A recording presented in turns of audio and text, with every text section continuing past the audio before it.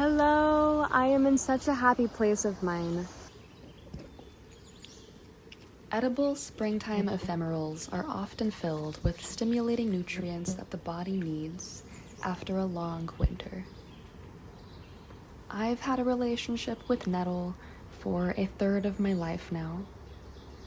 Since I've lived out east, I've befriended wood nettle, or Laportia canadensis, who is native to eastern US and southeastern Canada.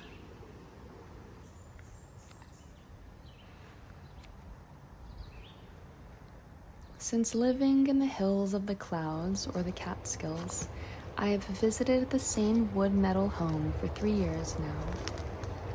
Stinging nettle likes to live in the sun, whereas wood nettle needs shade and very moist soils with running water. Bottomlands, wooded floodplains, and stream banks are of preference. Wood nettle usually grows alongside jewelweed, a natural remedy for nettle irritation, as well as that from poison ivy. It's as if these two plants co-evolved, partially for human benefit.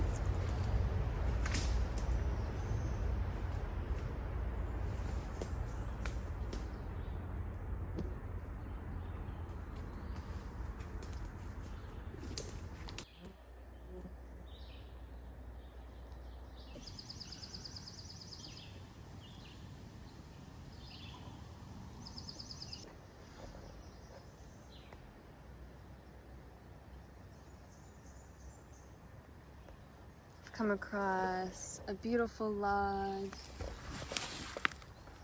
of violet-toothed polypore, Tricaptum biforme, older, covered in algae. The underside and maybe the edge of the margin has this beautiful purple color, giving it the common name, violet-toothed polypore. There's beautiful teeth on the underside.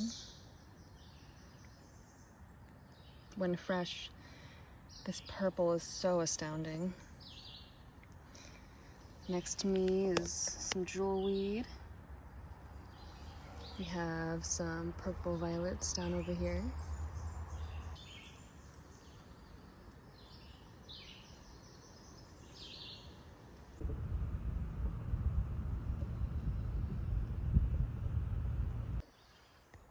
The nettles are getting even larger. Wood nettle can grow in the same place every year as long as she flowers, seeds, and is pollinated by the wind. If you are harvesting, it's best to cut off her tops before she goes to seed. After she gets more mature, her leaves and stems are tougher, less palatable, and perhaps less nutritious. Her leaves are bright green, alternate towards the bottom and opposite near the top. The young leaves are wrinkled and covered with the stinging hairs, but these loosen with maturity. Her stem is rounded, vertically grooved, and bristled with the stiff, stinging hairs. The tiny stinging hairs contain formic acid, and when touched, the hairs bend and the base of the hairs constricts and forces the acid through the tube.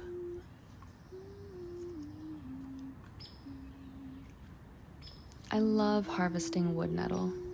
I slow way down and become aware of my movements.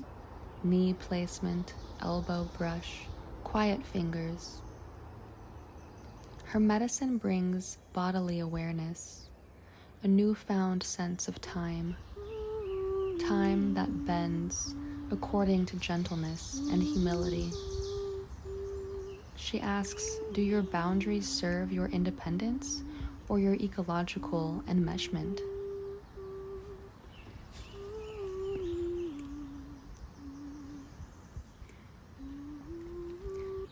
Both Native Americans and European settlers use wood nettle.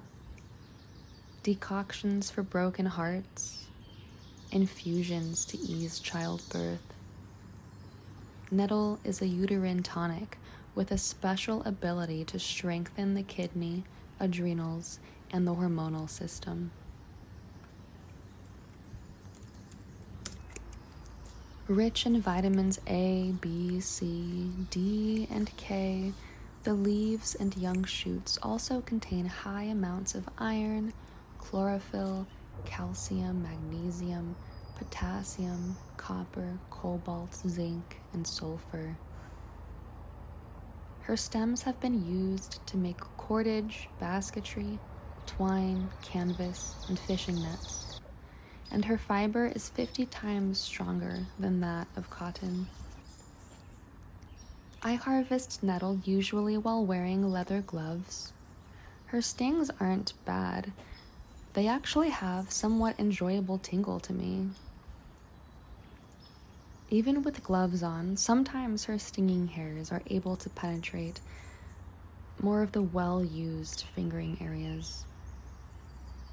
Wood nettle stings are not nearly as potent as those from stinging nettle.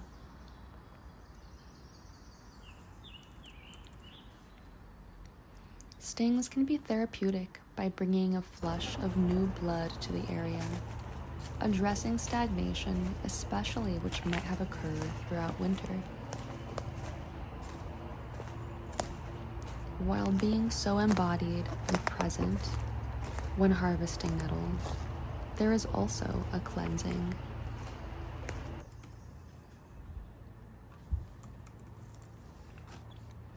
New blood is brought to new areas. Yay! I love nettle. I will make wood nettle infusions at least once a week for most of the year. Wood nettle strengthen my bones, help me slow into my cavernous home, sting me with oils, kindle my blood, bring me awareness of floodplains and stream beds. Today I was also gifted some mugwort and wild asparagus that I harvested with my mother in love.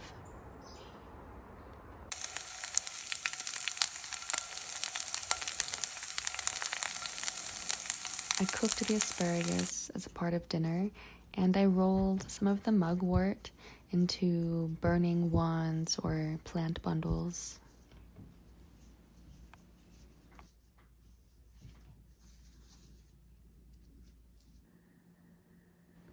I will make wood nettle infusions at least once a week for most of the year. Thank you so much for watching. Subscribe to view more of what I make.